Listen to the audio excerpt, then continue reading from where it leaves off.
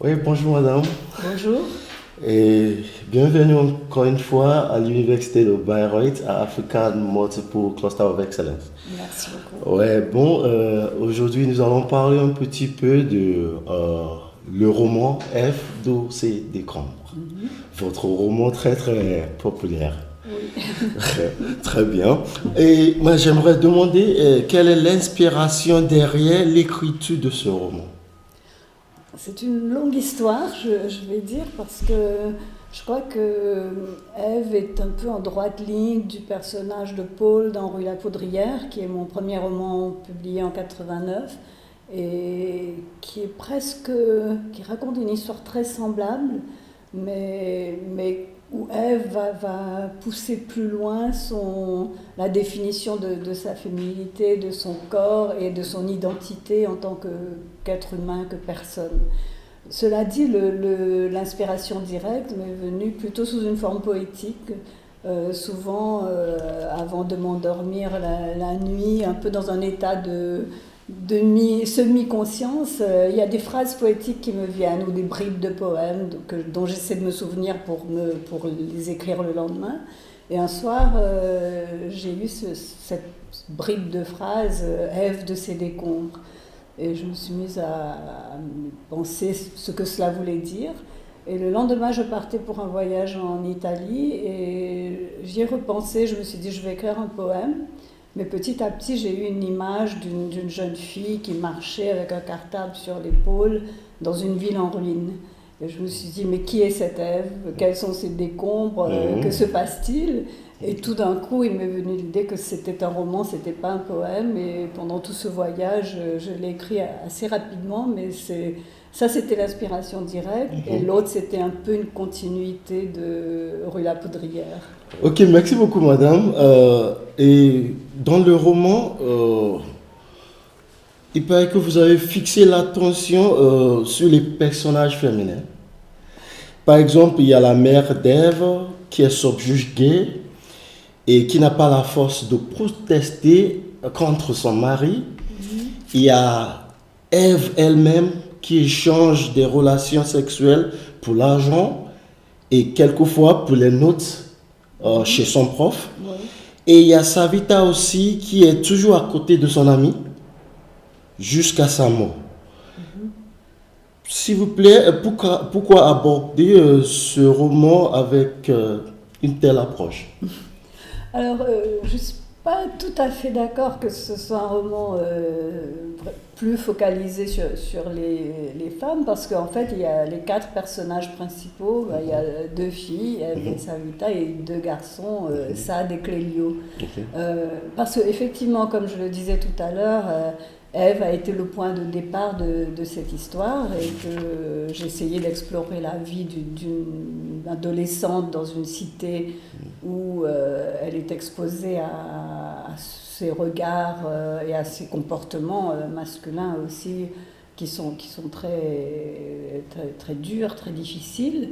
Mais dès le début de l'écriture du roman, je me suis dit il fallait qu'il y ait son environnement, que ce soit pas juste un roman autour d'un personnage, mais un roman autour d'un lieu aussi, comme cela arrive souvent dans mes romans.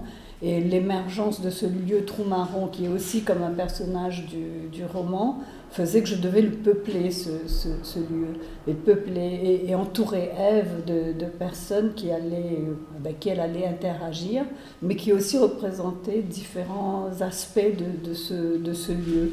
Et c'est ainsi que me sont venus les personnages de Sade, de Clélio, et Savita un petit peu après. Je ne l'entrevoyais pas trop au Ok. début.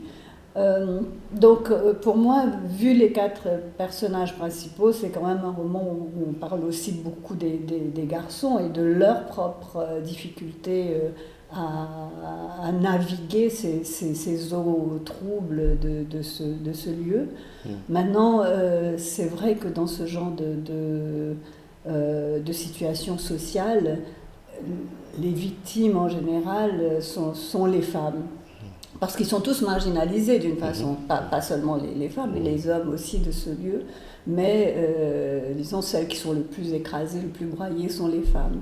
Et la mère d'Ève, elle représente aussi une sorte d'ambiguïté de la féminité, parce qu'elle n'est pas présentée comme une victime, mais presque comme une complice du père, puisque, par son silence et son immobilisme, je dirais. Elle ne défend pas sa fille. Et donc, c'est aussi pour éviter une sorte de manichéisme homme-femme, pour montrer aussi que les femmes aussi peuvent être complices de cette situation. Donc, mais effectivement, il y a évidemment un point de vue féminin qui transparaît parce que Ève est le cœur du roman, mais elle est aussi un personnage très ambigu, donc j'essaie aussi de ne pas créer une sorte de schisme masculin-féminin dans ce roman. Okay. Maintenant, est-ce qu'on peut parler un petit peu des personnages masculins dans le roman? Parce que bon, on a des personnages masculins assez négatifs. Donc, est-ce que vous pouvez parler un petit peu du prof de biologie, du père d'Ève, du policier même qui a donné son pistolet à Ève, et de Sadiq et de Clélio et les autres personnages masculins dans le roman. Est-ce que vous pouvez parler un peu? Oui, avec plaisir. Alors, si je commence par les deux principaux qui sont Sadiq et Clélio, effectivement, Sadiq, en trouvant son prénom, parce que pour moi, les noms des personnages, les prénoms sont très très importants, très symboliques. Évidemment, Ève, on comprend le symbole facilement, mais Sadiq, en fait, bon, à l'origine, c'est un prénom musulman, Sadiq. Mais en français et en anglais, on joue sur le double sens. Donc Sadiq, comme on sait, mais on l'appelle Sad. Donc il est aussi il y a une tristesse en lui. Donc lui-même, il dit en tristesse et cruauté, la ligne est mince. Et il se rend compte qu'il pourrait suivre un cheminement avec le gang des garçons, qui pourrait le mener vers une sorte de cruauté par rapport aux femmes ou par rapport aux autres, où il peut suivre la voie un peu de la sagesse, je dirais en guillemets, qui est la voie de la poésie, qui est la voie de son amour pour Ève aussi. Donc au début de ce roman, on a un peu l'impression qu'il est tiraillé, il est entre deux possibilités de vie, deux possibilités d'avenir aussi, qui va faire que pendant le roman, ses choix vont de plus en plus se canaliser vers Ève, vers la poésie, vers un cheminement. Clélio, par contre, c'est un peu le contraire. C'est un petit, on pourrait dire un petit voyou, un petit malfrat. Il a déjà fait de la prison, il est en colère contre tout le monde. Mais lui, son cheminement est aussi, enfin, un peu dans le même sens que Sade. C'est-à-dire qu'à partir de ces choix de vie qui risquent de le condamner à la prison ou à un avenir de banditisme, de petit banditisme, il va au contraire faire un cheminement intérieur quand il est en prison, où il va se dire que ce sont des mauvais choix, et on se rend compte qu'il commence à réfléchir sur son avenir, et il devient le plus fragile des quatre en fait. Et en écrivant ce roman, vers la fin, je me suis rendu compte que c'était peut-être le personnage que j'aimais le plus, parce que, bon, j'ai des fils aussi, donc quelque part j'avais un peu une tendresse envers lui, et sa solitude en prison, ne sachant pas qu'est-ce qui va lui arriver, ça m'a... je ressentais avec beaucoup d'empathie ce que lui il ressentait, donc c'est un personnage que j'ai aimé écrire, même avec son langage aussi très dur. Ensuite, bon, le père d'Ève, c'est probablement le personnage le plus négatif, parce que lui, il ne se pose pas de questions, c'est lui qui a l'origine de la violence contre Ève, peut-être l'origine de ses choix aussi de vie. Donc il n'y a pas de rédemption quelque part pour lui en fait, hein. C'est vraiment, il est déjà pris dans son étau. Mais le professeur, qui est aussi un personnage négatif, puisque bon, il abuse quand même de son autorité, alors qu'il aurait dû être celui qui leur offre au contraire des possibilités. Mais je le décris aussi comme un homme faible et perdu, qui a très très peur de perdre son boulot, de ne plus savoir, et il est vraiment éperdument amoureux d'Ève. Donc, même si c'est à travers lui que la tragédie va arriver, quelque part, il est aussi un petit peu, je ne dirais pas une victime, non, mais prisonnier des circonstances de vie dans lesquelles il se trouve. Et enfin, finalement, pour le policier, dans un sens, le fait qu'il donne, il essaye d'aider Ève, hein, il est vraiment très conscient des dangers auxquels elle fait face. Donc il essaie de lui parler, il essaie de lui dire que si tu fais ça, tu vas vers la mort, quoi. Mais quand il se rend compte qu'elle ne va pas l'écouter, peut-être l'arme à feu, il se dit que ce sera la seule façon pour elle de se défendre. Donc c'est un choix étrange et à la fois difficile, mais peut-être que là c'est une façon de dire que quand il n'y a pas d'autre choix, à un moment donné, la violence devient la seule réponse pour eux tous. Et d'ailleurs, Ève va utiliser cette arme pour sa vengeance, en fait, contre les hommes et la vie. Encore une question. Dans le roman, l'accent est mis sur le corps humain. Et on peut considérer le corps humain comme un personnage lui-même. Est-ce que vous pouvez élaborer un petit peu par rapport à ça? Alors c'est très curieux parce qu'on m'a souvent posé des questions au sujet du corps, mais on ne me l'a jamais décrit comme vous me le dites, que le corps lui-même est un personnage. Donc je trouve ça très intéressant et je pense que c'est juste. Parce que quelque part dans tous mes romans, le point de départ est un corps qui est déchirés quelque part, ou des êtres qui sont déchirés par rapport à leur corps.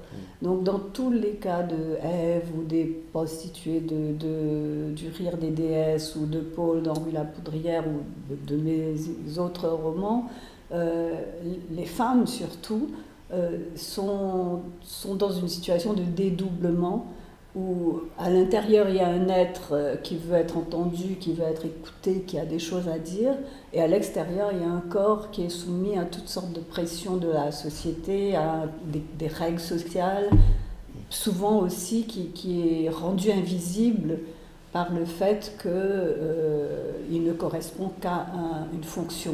Par exemple, pour les prostituées, ce corps n'a qu'une fonction, c'est de servir les hommes. Et l'être à l'intérieur est quelque part a disparu ou est encore plus invisible. Donc mon propos peut-être, ou mon envie, c'est de rassembler cet être et ce corps et de les rendre tous les deux comme une sorte d'entité visible et surtout audible, et qu'on peut écouter et comprendre dans son entièreté. Donc je pense que c'est vrai que finalement, c'est vrai que ce corps est un personnage qui attend d'être habité, rehabité peut-être, repossédé par cette personne qui est à l'intérieur, qui est cachée à l'intérieur. Et d'ailleurs, pour moi, ça a toujours été le cas que, par exemple, dans ce qui m'irrite beaucoup dans les religions, disons, traditionnelles, orthodoxes, c'est que le corps et l'âme sont souvent considérés comme deux choses séparées, et que le corps est quelque chose dont on a un peu honte en fait, surtout le corps des femmes. On considère souvent que quand une femme a ses règles, que ce soit dans l'hindouisme, le judaïsme, à une époque le christianisme, elle ne pouvait pas aller au temple. Quand une femme vient d'avoir un bébé, elle ne peut pas aller non plus au temple. Donc ils sont en quelque sorte considérés comme une sorte de pollution par rapport à la spiritualité et à la religion. Et pour moi, je pense que non, si nous sommes corps et être et essence, donc nous sommes un tout. On ne peut pas vraiment séparer les deux en fait. Donc ça a été un peu le propos dans tous mes livres, c'est de permettre aux femmes de reprendre possession de leur corps, et que ce soit elles qui décident ce qu'elles en font et pas l'autre. Finalement, j'aimerais poser une question par rapport à l'adaptation filmique de ce roman, parce que ça a été adapté dans un film, Les Enfants de Trou-Marrant. Pouvez-vous parler un petit peu, parce qu'on a vu qu'il y a des éléments dans le roman qui ne sont pas trouvés dans le film. Est-ce que vous pouvez parler un petit peu comment vous avez développé l'idée de transformer ce livre en film? Merci. Oui, alors au départ, il m'avait semblé que c'était un livre très cinématographique. Parce que quand je l'ai écrit, chaque personnage parle quasiment à la caméra, enfin entre guillemets, puisque chaque personnage s'adresse au lecteur en disant « je ». Et on n'a pas de grande description du lieu, mais on peut se l'imaginer, on peut s'imaginer les personnages en train de bouger à travers la ville, Ève marchant, Sade à la fin courant à sa recherche et tout. Il me semblait que, dans ma tête, c'était très visuel comme roman par rapport à mes autres romans. Mais cela dit, quand mon mari et moi avons monté une société de production il y a quelques années avant, on voulait produire nos propres films, si vous voulez. Mais quand j'ai commencé à travailler sur l'adaptation, et le film finalement a été aussi, surtout réalisé en particulier par mon fils Sherman, qui avait pris le relais ensuite, je me suis rendu compte que la première chose à sacrifier, c'était la langue. Parce que le livre est un livre aussi qui est écrit de façon extrêmement précise dans le langage poétique. C'est-à-dire que je l'ai écrit effectivement, finalement, comme un long poème.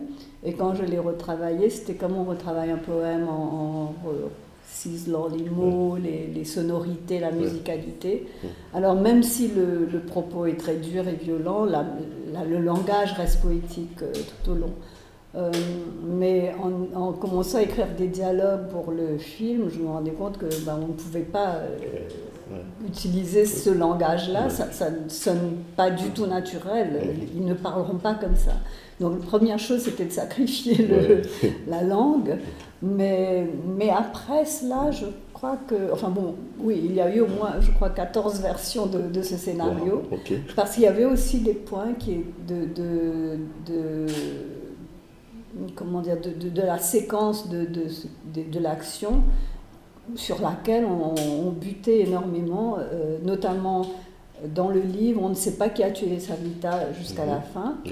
Et ensuite, l'histoire justement du pistolet que le policier donne à Ève. Donc on s'est demandé, est-ce qu'on garde le suspense? Mais c'est pas un film à suspense, donc c'était pas la peine. Mais pour le pistolet, en réalité, qu'un policier donne un pistolet à une jeune fille, ce serait vraiment irréaliste. Donc c'était ce genre de point où on a chopé, où je devais vraiment essayer de trouver une solution qui passe et qui paraisse, disons, admissible par le public. Mais ensuite, j'étais présente pendant la réalisation et surtout, Shalvan a beaucoup travaillé avec ces jeunes puisqu'il avait un peu une connexion avec eux de par l'âge, et donc il a vraiment réussi à faire sortir d'eux quelque chose de très profond. Mais pour moi, ce film, c'est une autre œuvre, disons. Quand je les vois... Quand je vois le film, je ne pense pas au roman, je le vois comme une entité, et puis voilà. Et quand je lis le roman, je ne pense pas au film non plus. Sauf que parfois, il y a quelques morceaux de dialogue qui me restent en tête, et je ne sais plus si ça vient du livre ou du film.